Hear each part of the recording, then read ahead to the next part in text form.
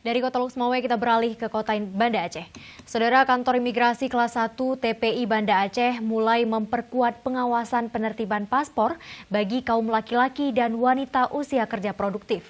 Hal ini dilakukan untuk meminimalkan perdagangan manusia dan pengiriman tenaga kerja ilegal ke luar negeri. Pengawasan ini dilakukan semata-mata menghindari perdagangan manusia yang dilakukan oleh orang-orang tidak bertanggung jawab. Bukan hanya itu, pengiriman tenaga kerja ilegal ke luar negeri juga semakin banyak. Untuk itu diperlukan upaya mengurangi kegiatan tersebut.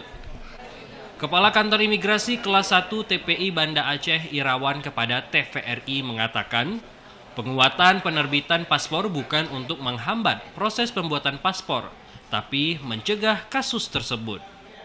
Untuk penerbitan pengawasan dalam hal paspor itu sesuai dengan Permen Kumham nomor 8 tahun 2014 ini tentang paspor biasa. Tentunya kita untuk mencegah perdagangan manusia, trafficking ini, terutama untuk wanita-wanita muda.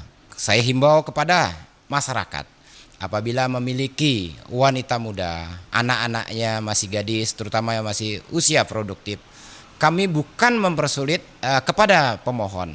Kami hanya menjaga agar anak-anak kita terhindar dari perdagangan manusia. Penguatan penerbitan paspor ditujukan kepada laki-laki muda usia produktif dan wanita.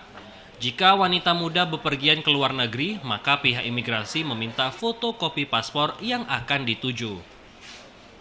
Tim Liputan TVRI Aceh melaporkan.